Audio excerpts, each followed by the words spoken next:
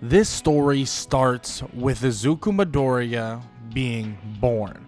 And he's born in your typical Japan hospital, whatever you possibly could say. And obviously he is born to Inko Midoriya. And the thing is everybody knew in the hospital when this kid was being born because, well, the lights, the electricity, everything would start flickering, would start turning off and on, and everything would start just rumbling. Lightning would begin to strike outside, and everything would go haywire.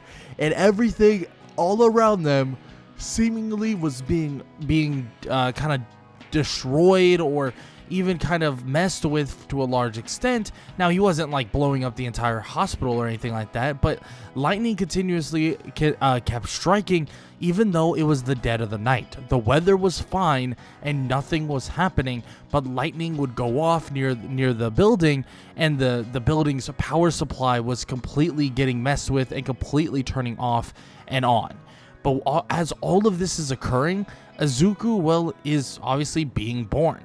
And everybody thinks initially like, what is happening? But they realize that the kid has to be a big reason, if not the sole reason, on why this is occurring. There's really no other explanation, to what's happening. I mean, what else are they gonna say? Like, I mean, seriously, like, what else can even be said? I mean, this obviously has to be the birth of Izuku Midoriya, and that's what it would be, the birth of Izuku Midoriya. Because when he would be a little bit older, they would learn that he has these lightning powers, but lightning powers that are beyond even the comprehension of every single test you could possibly run. Every test would tell them one thing, but the actions of Izuku Midoriya, of what he goes through and what happens, would tell everybody the exact opposite. Because Izuku's powers seem to be completely different than anything they have ever seen. It's not electrical powers like, some sort of electricity. No. It's flat out lightning. But it's as if he can control it in bunches. And he's only like 4 years old at this point. And it seems like Izuku can straight up control lightning itself. But control it to a degree that nobody necessarily even understands. Because he can control lightning in and out of his own body. He could even absorb lightning to an extent, and this would shock everybody. I mean, at the end of the day, this isn't something you see every single day. This isn't something you see even any day, really. Yeah, and it's just surprising to everyone of the capabilities that a young kid like him could really do. It's very, very interesting, and many of them begin to kind of or many doctors begin to want to really research and really check out what Izuku is capable of. But in all honesty, his mother is not really too fond of the idea of basically allowing all these tests and stuff like this to happen. And she basically tells him, like, look, he deserves to be a normal kid. He deserves to be a normal child, go have fun with your friends and do this and do that. He deserves all of that. But at the same time, she even kind of wants to know what he could really do, kind of wants to know what could possibly happen with his powers, and all the above, really. But these tests would be put on the back foot, because she would not want a bunch of tests to be run on her child, or a bunch of tests to be ran on her child, because he thinks that that's, just not the best idea, and also kind of just not a good idea in general for her child to go through. And that would be the reality of it. And Izuku kind of would start growing up, but as he would grow up, he would continuously grow these powers that he would have no idea he could have even more of them. He continuously more and more powers, lightning powers that seem unimaginable. And for starters, he would have immense strength, attacks that are infused with this power of lightning. And basically, this lightning would ensue throughout his entire body and allow him to have different types of feats. Faster, he's stronger, everything. It's as if the lightning itself makes everything he does that much better, multiplying his strength by hundreds of times, multiplying his speed by hundreds of times, and so on. Those are the things that Izuku Midoriya is capable of, and he'll continue to be capable of throughout this entire time. Now, let's talk about the first thing that truly comes up and will come to contention with Izuku Midoriya, and that is after a little bit of middle school, he would face off with the sludge villain. Now, of course, Izuku wouldn't be necessarily a trained hero, because, well, nobody really is. All these kids that are trying to be heroes, they don't really try their best to train, try their best, to get stronger or do this or do that. No. They don't really do much of that. But Izuku does have just the flat out potential, or the starting potential of what he can do already in kind of the palm of his hands. So that day, when he would go underneath that bridge and he would be attacked by a giant sludge villain, Izuku would not be a useless kid, would not be a scared kid, and would not be a kid that is going to basically easily be thrown to the wayside and controlled.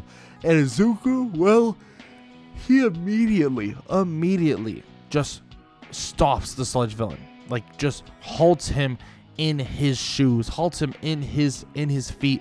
Now, obviously, he doesn't have feet, but it's just kind of a saying. But Izuku Midoriya halts the attack in general, and he would strike this sludge villain with one singular punch. He would use his kind of strength, or his added strength, with lightning surrounding him, with the electricity sparking off the ground, and he would utilize something he calls his storm-born strength. And he would lay a punch that would send lightning and electricity, static, send wildly all over the place, obliterating the sludge villain into tiny little pieces. The sludge villain would lay there with nothing else to do, nothing else to say, and unable to even move, as he's completely stunned and completely obliterated into tiny little sludge-like pieces. And guess who's there? All Might. And now this interaction's a pretty simple one. He would talk to All Might about what the sludge villain did, how he stopped him, blah, blah, blah. I could see All Might definitely talking to the kid about, oh, you should definitely try out for UA, maybe go into the UA entrance exam and stuff like that. And of course, Izuku would tell him, like, yeah, I have full intentions of doing so. I'm a really big fan of yours, and blah, blah, blah. They have a pretty good, rapport there, where they talk, and they have a good conversation, and it really helps Izuku. It really helps Izuku kind of figure some things out, right? At the end of the day, Izuku has questioned himself from time to time, but at the end of the day, he knows that his potential kind of has really, really no limit, and he knows he just has to continuously push forward to kind of put himself at a different point, in a different echelon. And he knows that he has to really, really step his game up, and that's what he's gonna do. And going to UA High School, that right there, going to UA High School is what he needs to do, and he knows that, right? And even though All Might would tell him, oh yeah, you should go to UA, blah, blah, blah, this was something he already wants to do. But getting confirmation from somebody like All Might, I mean, that's another level of confirmation, right? Getting confirmation from someone like him is a pretty damn awesome thing to see, especially a pretty damn awesome thing to really understand, because Izuku is just, baffled at the fact that someone like All Might can really be that great, in the sense of, he could really even say, look, you can be so much greater, you can be this or that, right? And he says, oh, you have all this potential and blah, blah, blah. And he's like, whoa, okay, you know what? This is more real than I possibly could imagine. Maybe all of this talk about me being a prodigy, me being extremely powerful, and me being this and that, maybe it's not just all smoke and mirrors. Maybe this is really serious. And frankly, that's the truth. Izuku goes through 10 months of training, serious training now. And it is by himself, but it is still serious training. He goes through this training, and he starts realizing that his powers, his strength, and his abilities are pretty damn limitless. And he continues to show off to himself even crazier abilities. Now, obviously, he has his Stormborn strength, but he now has the ability to basically call down massive lightning bolts from the freaking sky. And obviously, that would have devastating impact. But there's some other things that he has tried out as well. It seems that the lightning itself also enacts a kind of feel of this like regeneration, and it seems like the lightning itself can be a way to heal himself. Now, he doesn't know if that will affect other people, but he still thinks like it's something to work with in the long run. After the 10 months of training, though, obviously we have the UA entrance exam. And the UA entrance exam would be pretty simple. Now, normally, and obviously, we don't have to talk about the written portion of the exam, because the written portion of the exam, he'll normally do pretty well no matter what.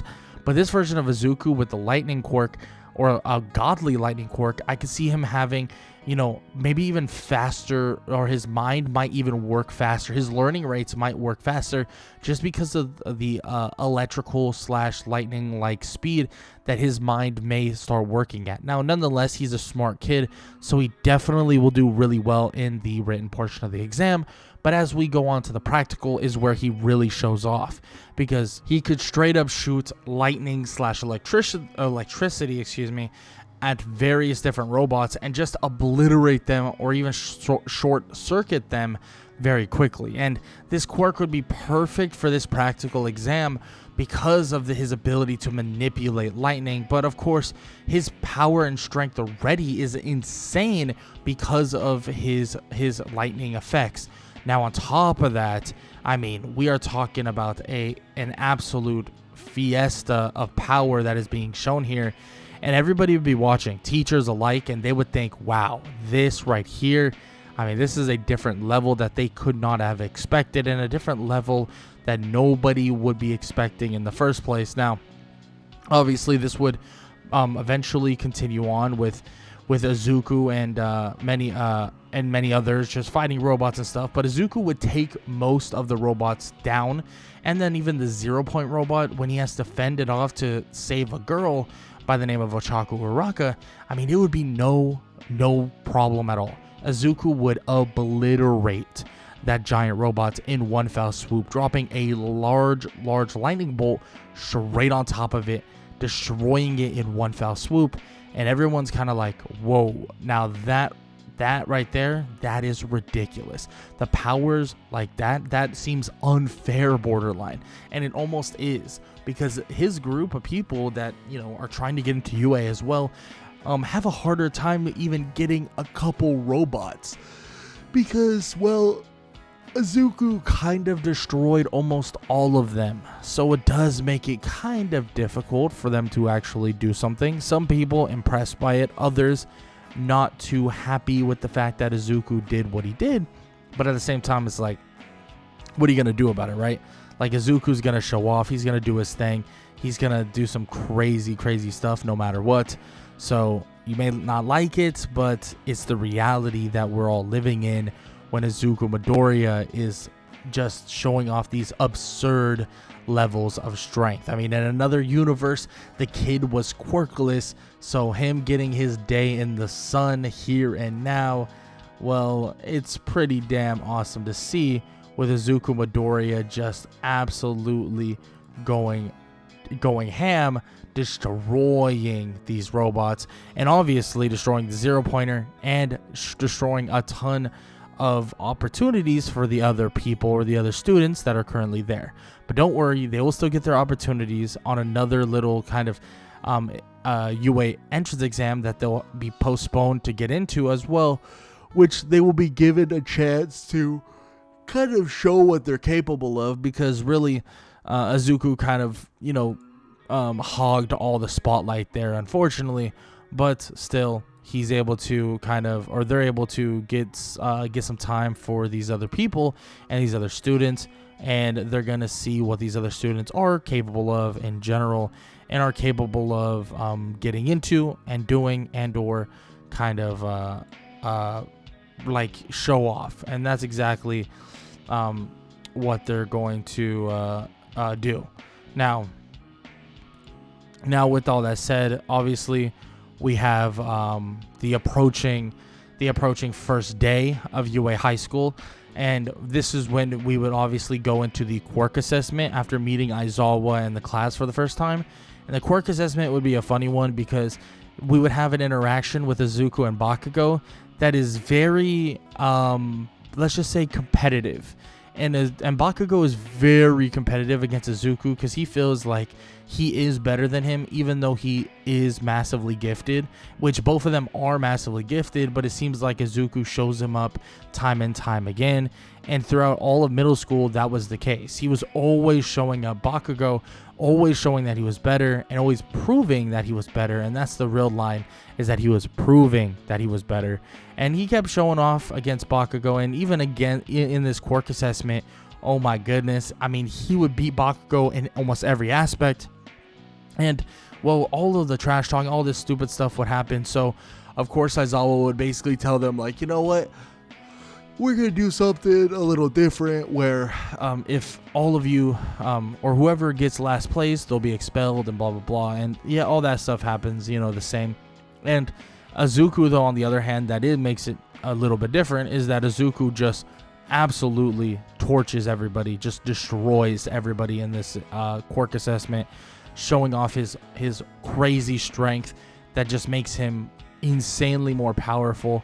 I mean, straight up with his Stormborn strength, it basically allows him to just do everything at a high level, at least physically. So it just makes him that much more formidable.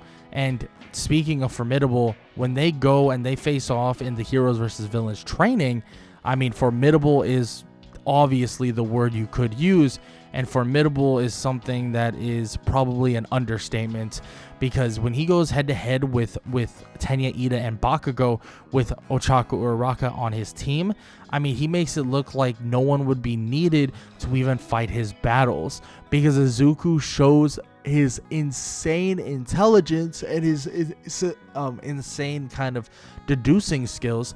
But on top of that would show the speed, his flight ability, his ability to literally just overload all the kind of technology within the building to knock out the power and all of these other things. And Izuku would just handle his business very easily. Bakugo would come surging out trying to fight him.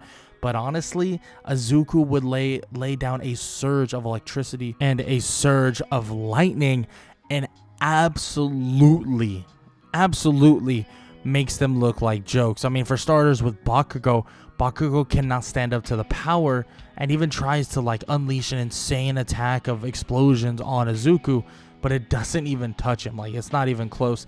It's not even like it's not even touching the guy, because Izuku even has insane durability. But on top of that, going head to head with lightning against fire, it just doesn't go as well as Bakugo may have wanted. And in terms of slowing down Tenya Ida, it's very simple, because once Izuku gets his hands on him, once he gets one singular punch on Tenya Ida would be completely paralyzed, or at least temporarily paralyzed. And he would be unable to move, kind of like a stun of some sort, and he would paralyze Tenya Ida, in which would allow him and Ochako to touch the bomb, ensuing their win in their Heroes versus Villains training. And after the Heroes versus Villains training, we obviously have a different type of training coming up very soon, and that different type of training is obviously going to be the USJ.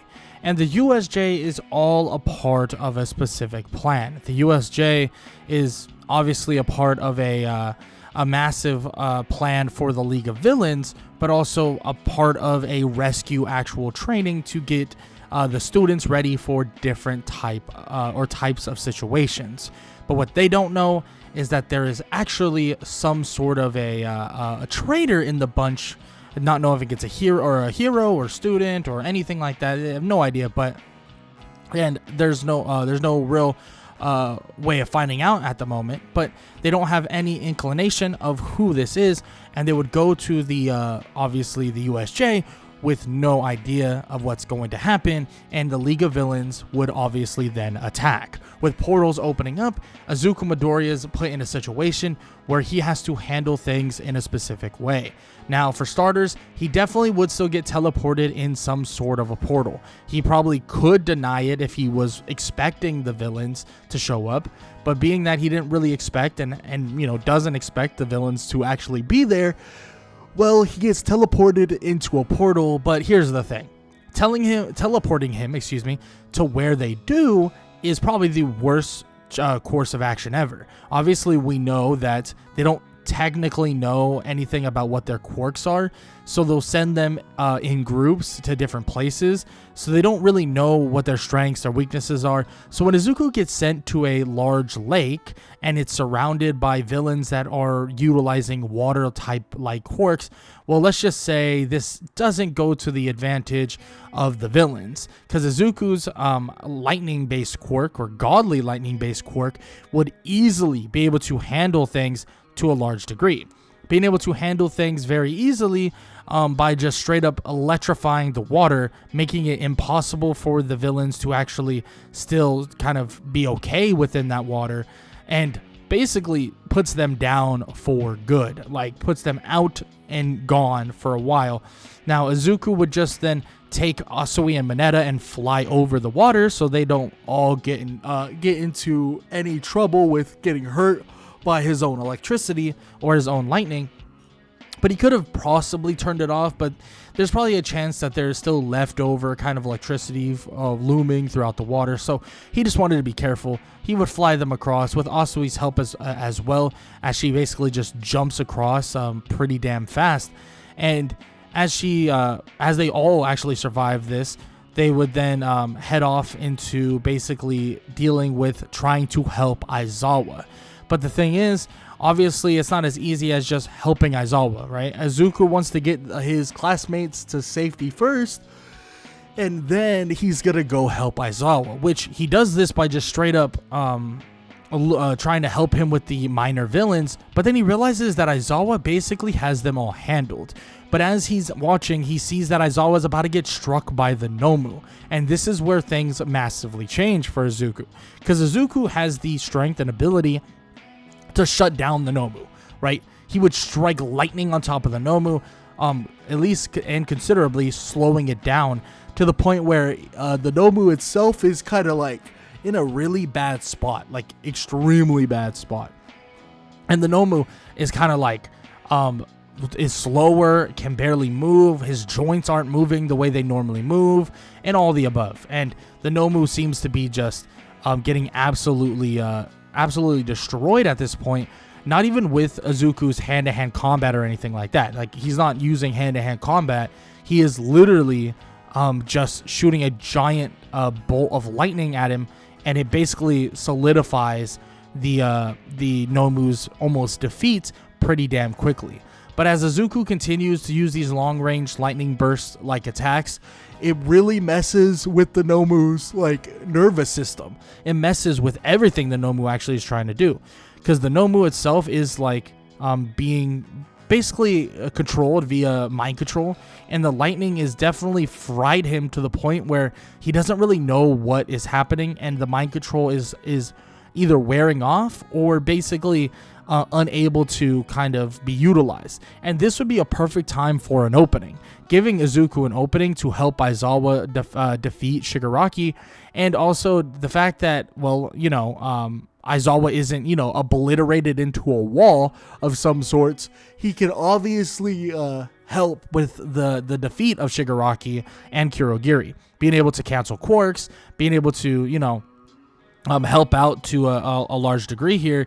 Izuku would definitely be able to do his thing with defeating not only Shigaraki, but helping defeat Kurogiri with the eraser quirk, of course, of Aizawa, but also his ability to flat out stun and/or slow and/or paralyze different villains and any villain he sees fit. And that right there will allow him to have preparation that is really beyond anyone else's, because Izuku still has a lot of that outlook of he's going to help people, help others, and blah blah blah.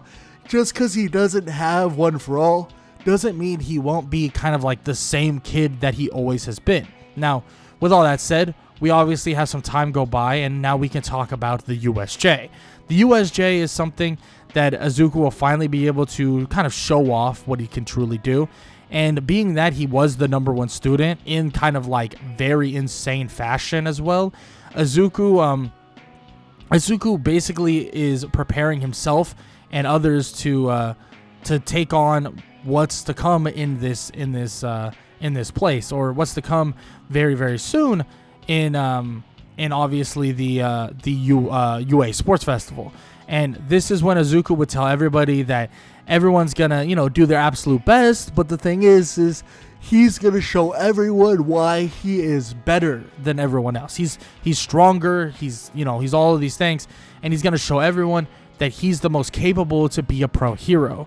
Now, this is shown as a little bit of cockiness, but there's a lot of heroes and other people out there that think, you know what? I mean, that's fair though. I mean, this is the mindset that you have to have. Obviously, you want to give a good show, and you want other people to, have a good time and blah, blah, blah. But he wants to show that he is better than everybody, and that he can really just level himself up to a degree that many others just cannot. Now, with all that said, Izuku would have the first thing go on, which would be the obstacle course race. And the obstacle course race, would be an easy thing. At the end of the day, Izuku is beyond fast. Like, he is so freaking fast. And the fact is, like, it probably would have been a good idea to send him to get All Might at one point, to basically try to get help instead of Tenya Ida, because it would have been handled. But luckily, they were able to handle the Nomu and all those people before even All Might would arrive.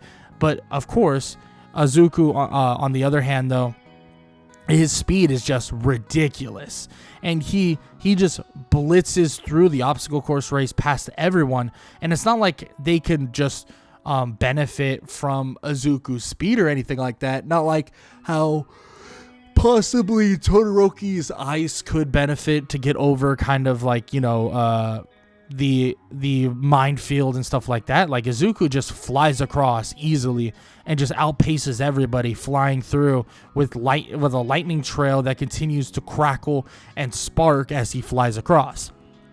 Now, after him being the number one in the obstacle course race, we have him join the cavalry battle, which he is the number one student in the cavalry battle, being that he legitimately has, like, an insane amount of points now, because Izuku gets his 10 million point band. Now, this 10 million point band obviously is very useful, but this 10 million point band also puts a large target on his back. But the target doesn't necessarily matter when you have the powers of Izuku, especially when he basically can allow his teammates to be safe by just fending off people, shooting electricity, shooting lightning here and there. And even if they do get their band stolen, they would definitely be getting other people's bands as well. So having that as a way of kind of stopping everything from occurring, and having him being able to defend many others, it definitely would benefit them in the long run. Now, as he continues basically showing off his powers, he would go head-to-head with Hitoshi Shinso. And this is where things get a little bit crazy, because Izuku does definitely fall for the mind control tactic, being that Izuku is a little bit more arrogant, a little bit more cocky. Yes, it's still our Izuku, but he still has a little bit more to him here. But even with that said, he's able to basically shock himself out of it, and then basically knock or defeat Shinso very quickly, because now he's realizing what his tactics are and what he can truly do.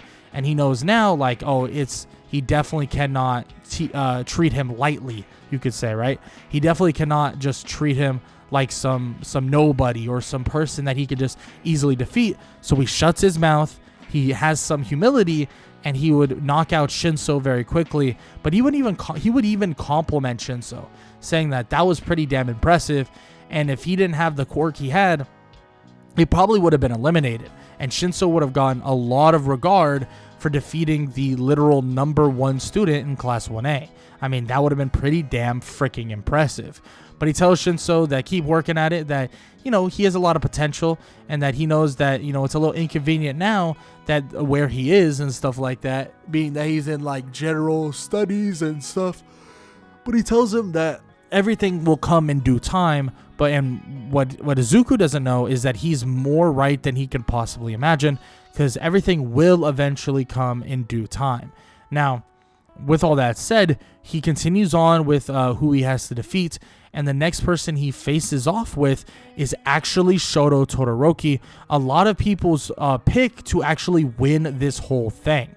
And Izuku, well, he's excited to take on Todoroki because he has some pretty insane and interesting powers. But the thing is, Izuku's powers are absolutely ridiculous. Izuku's powers give him the potential to just absolutely just scorch Todoroki off the battlefield. Now, in terms of a speed and strength disparity, it's pretty obvious that Izuku is faster, he's stronger, he's all of these things. But being able to keep up with just his ability with fire and ice, I mean, it's definitely something that he will be and is able to do, helping and defeating and taking on Izuku to a large degree. But it doesn't mean that he's going to basically win against Izuku. Like I said, he is kind of outmatched here, or Todoroki is kind of outmatched here. So he is going to fall to Izuku and be defeated by him in a absolute blaze of glory, you could say, even though he doesn't have an actual fire quirk, of course. But it's a pretty insane way of winning, and a pretty insane way and an insane thing to watch, because Izuku would show off an actual insane amount of lightning force and a lightning powers that many haven't even seen just yet. But as he would shoot this lightning and electricity out of his hand, it would immediately clash with the Todoroki's fire and ice, being that he finally got Todoroki to crack and got him to use his full power. But here's the thing. As they clash and as they go head to head, unfortunately for Todoroki, he's just unable to keep up with the power that is being displayed, and Izuku Midoriya wins the battle today. And this would ensue into another battle against Tenya Ida, but a Tenya Ida fight is a very easy one, and this would be the same thing and the same idea for someone like Bakugo. Because going against Bakugo, yes, it's a bit of a treat, because he likes the idea of taking down his good old buddy, even though they're not, the best of friends in the world. But he loves the idea of taking him down, because it just proves to everybody that, yes, Bakugo is cocky and all these things, but he's not on the level of Izuku Midoriya. And it's kind of ironic, because in another world, well, Izuku's the one that would always fall behind Bakugo for a while. But now that in this world where Izuku has powers that seem to be given from, a god of lightning himself, it seems like Bakugo is the one that is always playing catch up. Bakugo is the one that is always falling behind. And that's the truth about this, the UA Sports Festival, when Izuku Midoriya gets first place and Bakugo is left there absolutely speechless.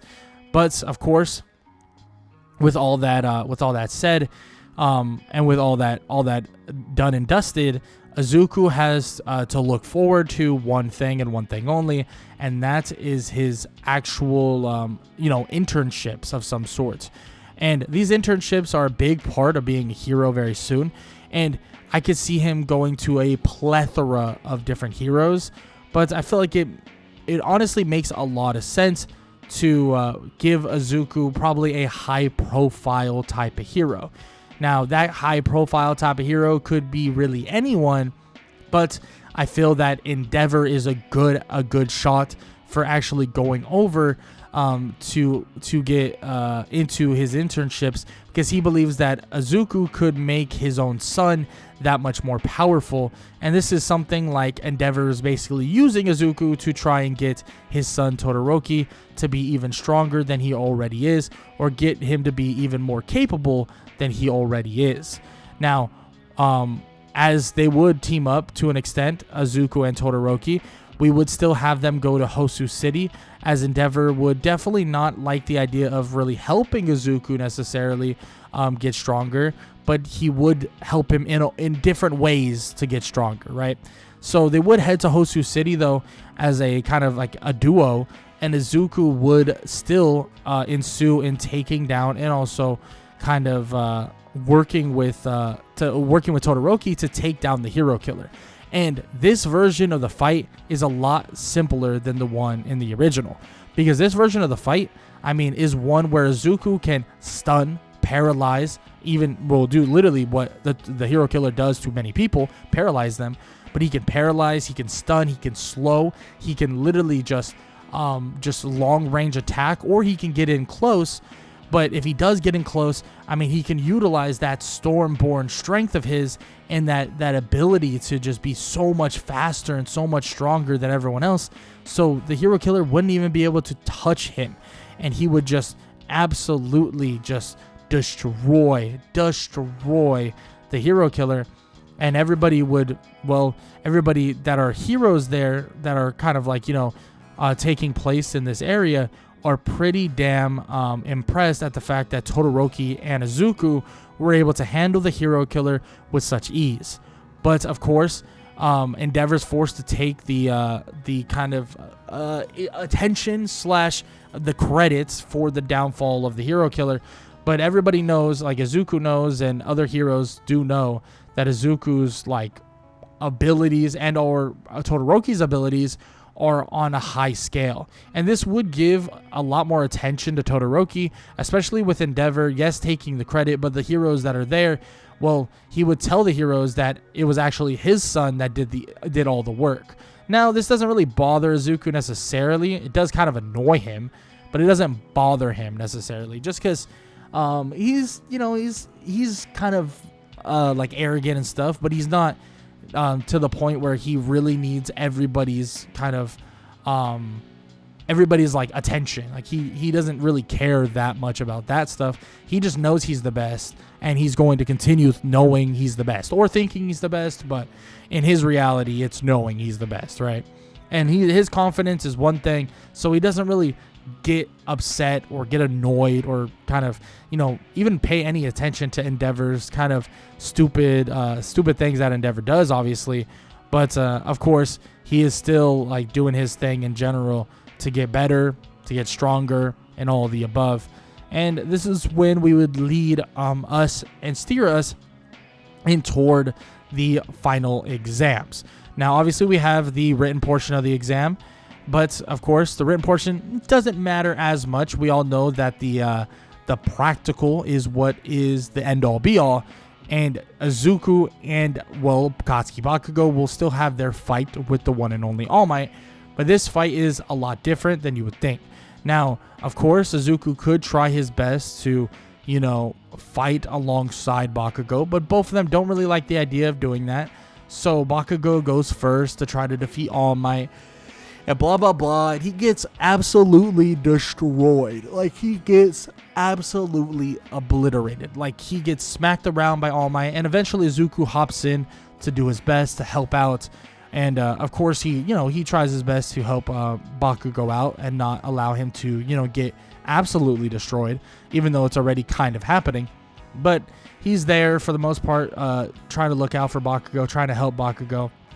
And this is when we kind of lead into to Izuku's fight with All Might, where he's really showing off that kind of electrified, lightning type based physical strength and power, and he is literally like punching, kicking, going head to head with All Might, and everyone's like, whoa, this is not what we expected. I mean, at the end of the day, normally it's never like he would, like, who would have thought that he would ever be this close in a fight with All Might? I mean, it's kind of ridiculous to even think about, but I mean, shoot, we're talking Izuku Midoriya is absolutely doing some insanely badass things, and Izuku continues to kind of slow down All Might, but All Might is still keeping up, and Izuku is, for the most part, like to an extent, holding back, and that goes for All Might too, holding back just a little bit. But Izuku is slowing him down over and over and over again, and All Might just feels like he's losing his grip on kind of this fight. He doesn't know if he could really keep up the way he wants to. He never thought that someone's quirk, someone's powers, they would be to this degree. I mean, seriously, he's just a young kid, and the fact that he has quirk powers and potential to this level seems kind of unworldly, right? It seems like it doesn't make sense, and that is true. To an extent, it feels like, and really is, something that doesn't necessarily make sense with how powerful Izuku has gotten over a short course of time. But the thing is, Izuku has been kind of withholding and having this quirk for longer than you could imagine. Izuku Midoriya and this quirk is like a big part of what he is. I mean, when he was born, electricity and lightning would strike all around them. That's how just in-depth this quirk really is to his own life. It's as if he legitimately is one with the lightning. And that right there is a scary, scary thing, because if he is one with the lightning, that means he has a quirk that maybe has evolved quicker than other people's quirks, and a quirk that has evolved to the point where it truly is an extension of himself. Not just an extension or a part of himself, very similar to like an organ or something like that, where it's part of him that way. No, this is legitimately a part of him. His quirk is him. Izuku Midoriya is the lightning. And this is where he starts realizing the level of strength he truly has, because Izuku starts getting the upper hand on All Might himself. Now, obviously, he doesn't know that All Might is hurt, and he eventually would kind of cut the fight short with grabbing Bakugo and flying them away and escaping outside. Obviously, Bakugo was defeated, and Izuku was not really there to test if he could really defeat All Might or not, because he doesn't know for sure. There's a chance, small chance, that he actually could. There's a good chance he actually could, but he's not going to play with that idea just in case, because he doesn't want to, somehow get defeated here and, wouldn't be allowed to go on to the forest training camp. So that's something that he decides to do, or decides not to do, I guess would be the correct thing to say. And they would defeat, quote unquote, or at least kind of go on to the next part or the next round, and past this round, of the practical exam, and this would allow them to go on and basically go on to the forest training camp. Now, the forest training camp would be different in this regard. We wouldn't get the normal villain invasion. For starters, Shigaraki is currently behind bars, defeated. He was fully paralyzed and probably still is paralyzed to a certain extent. And same thing with Kurogiri being defeated as well. They are not of consequence in this regard. So they would get a full forest training camp, and we could probably expect All For One to try to make some sort of last-ditch effort to kind of stop or defeat or kill All Might, and that could be during this right after the forest training camp. Obviously, the students would get a ton of potentially great training done, including Izuku, gaining even better strength and probably gaining even more techniques that he didn't even know about in the first place. But in terms of the actual invasion of the forest training camp, that doesn't happen, and All For One would definitely approach things a little bit differently. Now, the way he would approach things, in my opinion, and things that might would definitely or might change in this version, is All For One sending a herd, a absolute insane amount of Nomus, with the inclusion, or potentially the inclusion, of something like Gigantomachia. Because if he does send a ton of Nomus, yes, that's what he's done before, he would have to definitely send high-end level Nomus if he wanted to actually make a ton of a difference. Now, obviously, the high-end Nomus probably aren't ready, so Gigantomachia earlier on is probably something that is of contention, and that might make some pretty damn insane waves. But, of course, we don't know that for sure, but this could possibly put Izuku in a spot that makes him almost potentially ready to be a hero himself. Because when Izuku Midoriya sees the monstrous creature approach and Nomus, various amounts of Nomus show up as well, the heroes have to really think quick on their feet to how they're going to defeat him. Now, not having to worry about Shigaraki and only having to worry about All For One and not like a peak crazy overpowered Shigaraki is definitely helpful. All Might one-on-one could defeat All For One, but they definitely need to make some plans for these Nomus and Gigantomachia. And this would lead Izuku to going kind of, I wouldn't say haywire, but definitely off the books, and he would decide to help out when technically and legally he's not supposed to. But Izuku would rain absolute lightning and absolute just storm cloud, storm breaker coverage, and would create something that he's been working on for a while. The entire area where Gigantomachia is, where All For One is, where every single person is, I mean, he creates something he knows and has created something that he deems his storm domain. And this storm domain makes it so that all the Nomus would get zapped and absolutely just smacked with lightning all around. And it would lead to the people or the Nomus actually getting fried to the point where they actually aren't necessarily even under control anymore. They literally can't even think for themselves. They're just standing there dormant. So this would allow for a lot more attention to be put on All For One and a lot more attention to be put on Gigantomachia. Now, Gigantomachia could potentially defeat / kill a lot of people here because of the lack of preparation for Gigantomachia showing up. And this would be kind of a last-ditch effort for All For One, knowing that if this all fails, he will not be doing what he believed would be best for the world, and that is him taking over the world. And this is where Izuku Midoriya would come into play, because they wouldn't have a choice but to allow Izuku to really push the pedal here and use his entire arsenal of powers in terms of lightning, in terms of his strength, and in terms of everything he's capable of.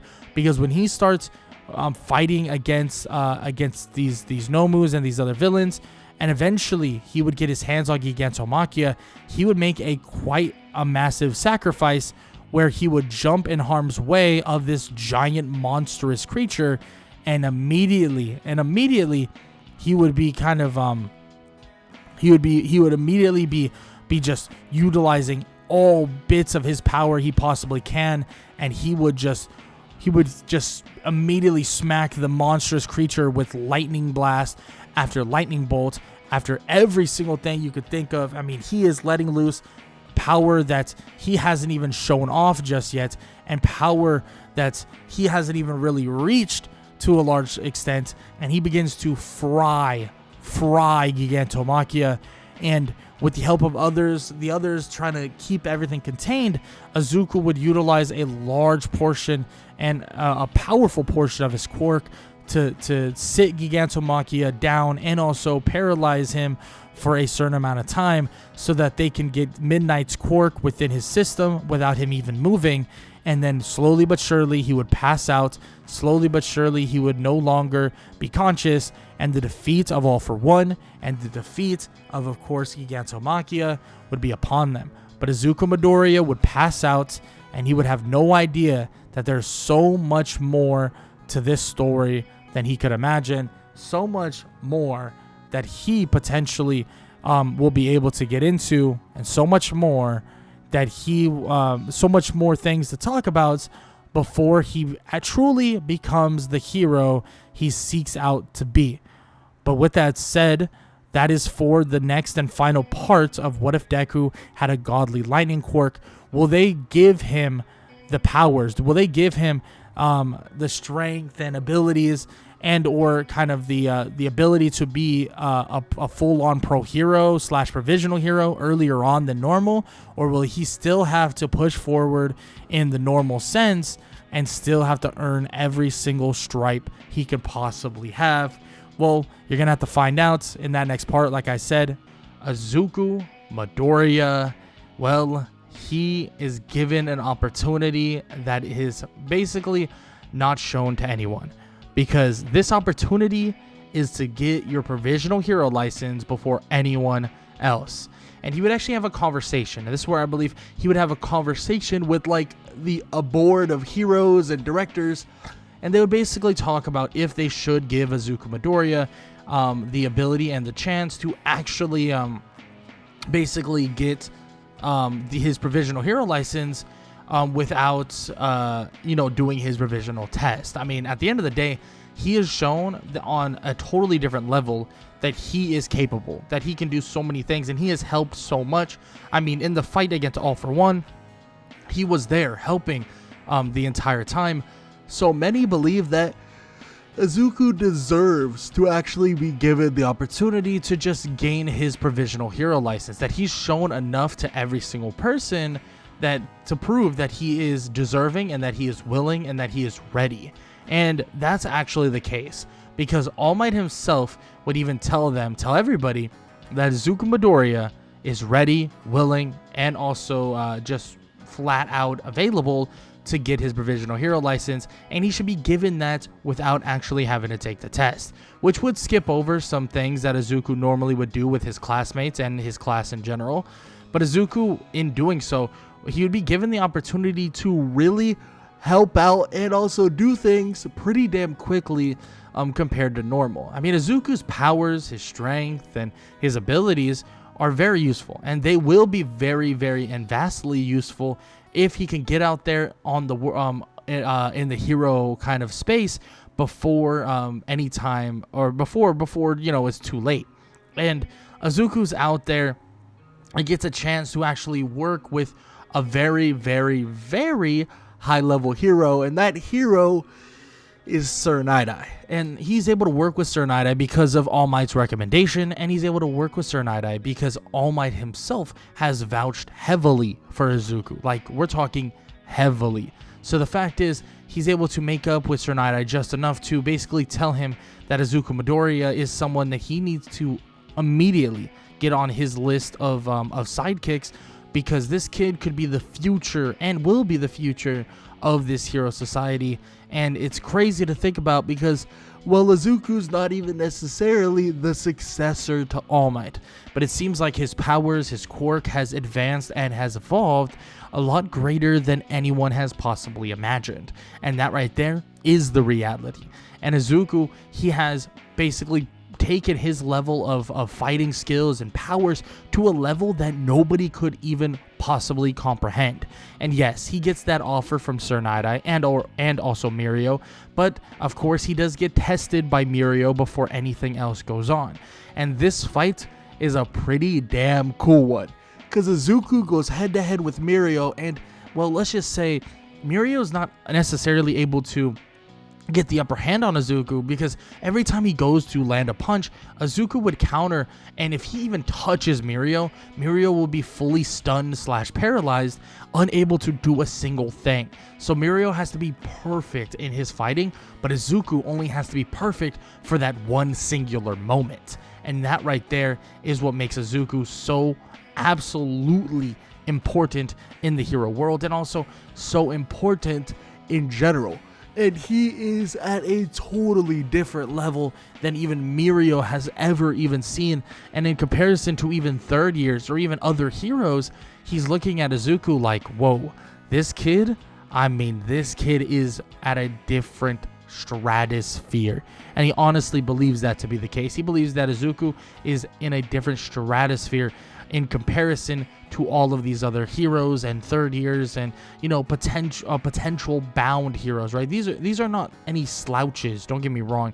Like Nejire Hado, Tamaki, like, these people are not slouches. These are legit not number one hero, but like top level hero prospects, and Izuku outshines them all.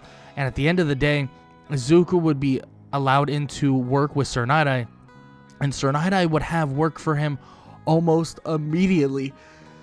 And they would have a conversation, and that conversation would talk a lot about what do they do if they run into the one and only Overhaul, aka the leader of the Shia Hazzaikai. Like, genuinely, like, what should we do?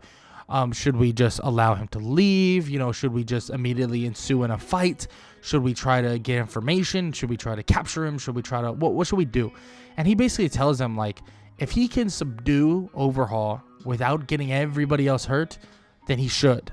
But if he feels that there's any inclination that there's a chance that he won't be able to do that without getting people hurt, then he should leave it as is, and he should allow Overhaul to leave, but keep tracking on Overhaul so that they can basically find the Shia Hazzaikai base, and they can eventually, you know, take down Overhaul in general. And it's funny because this conversation isn't really a big deal, because frankly, there's no chance, right? There's no chance they find Overhaul in the first place. The actual chance of finding Overhaul is like slim to none. Like, they're not gonna find this guy because he's been kind of everywhere and nowhere at the same time. And everybody believes that he's basically like a ghost. Nobody's gonna find him. Nobody's gonna capture him. And it's gonna be way harder than you could imagine. And there's just no chance they're actually going to find the guy, and no chance they're actually going to come across him. And that's what a lot of people believe. That's what, frankly, Sir Night-Eye believes to an extent, that they're really not going to run across him or come across him or find him in the near, at least not right now. But the thing is he has no idea that that's not the case. That they're going to find him, that they're actually going to come across him, and they're actually going to stop Overhaul quicker than you could imagine. Because this is when he comes across Overhaul himself. Because Overhaul himself is actually just walking the streets. He's walking the streets, and it seems like a mistake for him. A mistake that he will never forget, because he has Eri. Eri leaves and runs away, and he's trying to find her, and he eventually does. But when he finds Eri, when he finds her, and he sees two heroes standing there, there's one person he looks at, and he recognizes that hair, that green hair, those green eyes, that suit that he bears. He's him. He's the guy. He knows exactly who this is. This is the hero student that fought, well, you know who, All For One. This is the hero student that ensued in stopping not only All For One, but ensued in stopping giant creatures, Nomus, and even a monstrous creature in Gigantomachia. This is that person. And he thinks to himself, what does he do? Does he let this go abruptly and come out swinging? Does he decide that maybe I just, you know, I play it cool and they'll let me leave, or they don't know who I am, or something along those lines? But Izuku, well, initially he does play it cool. Izuku plays it cool, and Overhaul decides to do the same, playing it cool initially, you know, thinking like, you know, there's nobody, like, he doesn't know who I am, or blah blah blah, or at least Overhaul is acting or thinks that he doesn't know who he is. And then eventually, yeah, that's not the case, because very quickly Izuku would be able to touch Overhaul one time, fully paralyzing him, and Overhaul's eyes would widen in complete shock, thinking that he is screwed. And Izuku would even say it, telling him that he might not be able to talk the way he wants to because he's a little slurred because of the paralysis, but he tells him that he might be thinking right now, damn, I'm screwed. I'm absolutely screwed. And he would be right. And Izuku tells him this flat out, telling him, you are screwed. There's nothing you could do. Not a single thing you could do. Not a single person can help you right now. You are screwed. You hurt a little girl. A little girl that had nothing to do with anything. A little girl that didn't do anything to you. You used her, you abused her, you hurt her, and now it's over. Now she's safe, and now you're going to be far, far away from her. And Overhaul tries to speak and tells them that she is the future of this hero world. And Izuku says that we all are the future of this superhero world, or this hero world, and that the only difference is that you didn't give her an option. You forced her to do these things, forced her to do things that she didn't want to do, and then you also were hurting people that, frankly, didn't deserve to be hurt. So he picks up Eri, and they both leave with Overhaul completely paralyzed, and Izuku keeps his hand on him, making sure that the guy stays paralyzed, of course, and he would take him off, and Overhaul's just visibly defeated, and he gets thrown behind bars, put in prison, and, well, let's just say Hero Society and or kind of the hero agencies and the hero people that run things, like in terms of the hero like board of directors type of thing.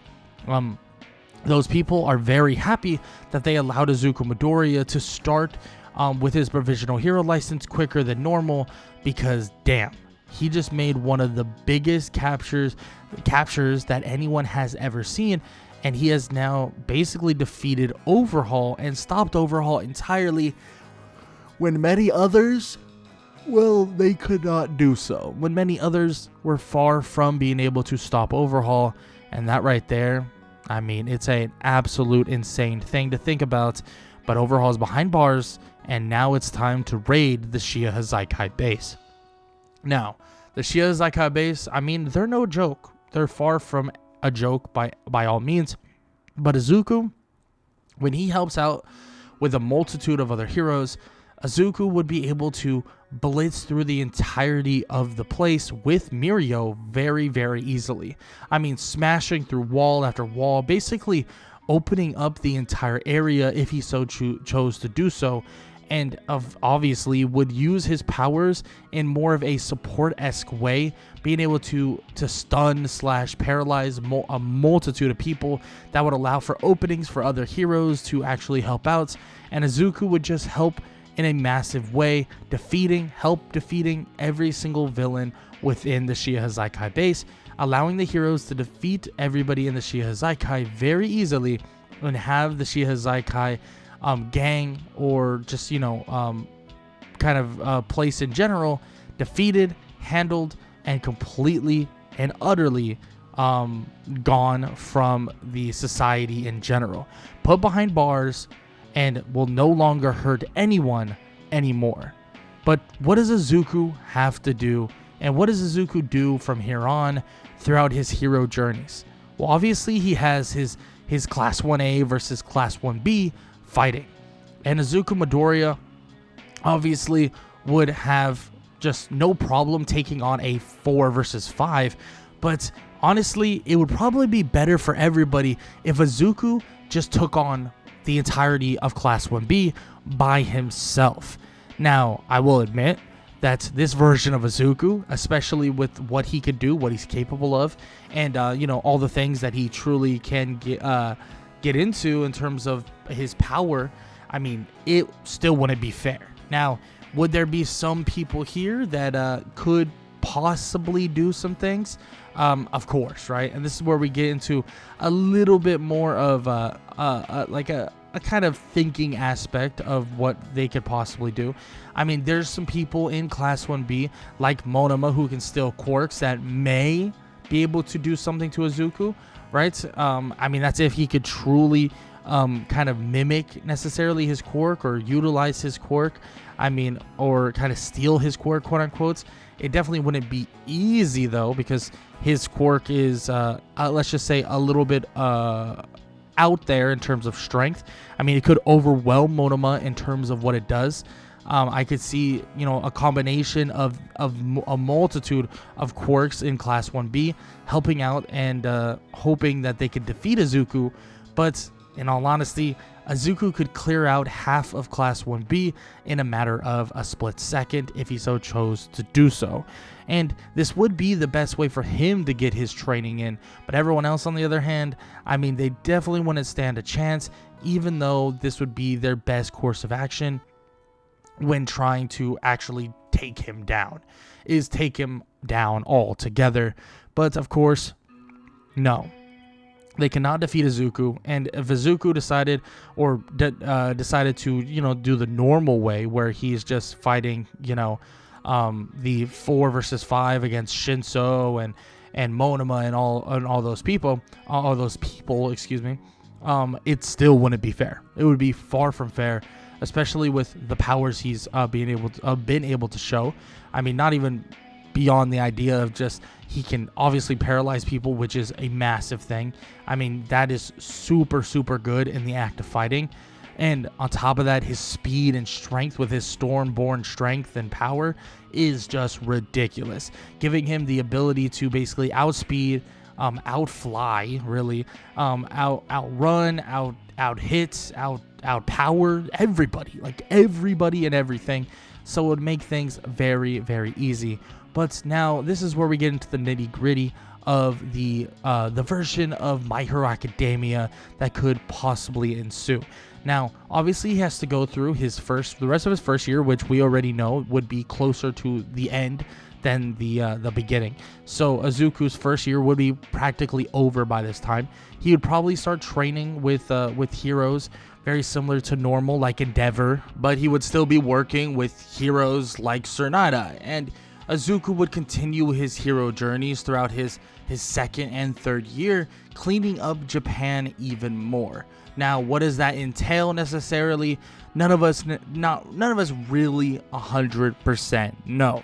But as we approach this kind of finale for Izuku Midoriya, as he enters being a hero, his whole journey, his whole idea, and his whole kind of next step was and will always be to become the #1 hero. From the day he was born, from the day he learned about All Might, and from the day he truly wanted to become a hero, he knew what his goal was going to be. His goal was to be the #1 hero. And with the powers that were granted to him via his quirk, his godly lightning powers, or his godly lightning quirk, it has gave him a chance to become the hero that he would be destined to become. And Izuku Midoriya would push forward throughout the years and even make his own agency. I could see him working with Tsunade's agency for a while, but then probably diverge into his own kind of thing, taking on and helping out the younger generation of heroes, but on top of that, still being kind of that person that almost every single person looks up to. I mean, at the end of the day, his quirk is flashy. His quirk is just godly. So people would look up to his Thunderborn quirk, his quirk that would allow him to really embrace the idea of thunder and lightning, and ideally embrace the power that was given to him. And every fight he would go through, when lightning would strike, every single person, every single hero, every single student, every single sidekick would know, would hear, and would understand what's happening. Izuku Midoriya, the Thunderborn hero, was putting on a spectacle, not only to save everybody, not only to keep everyone safe, but also to take care of the villains that continuously keep showing up in Japan. All the villains that continuously keep showing their face to Japan itself.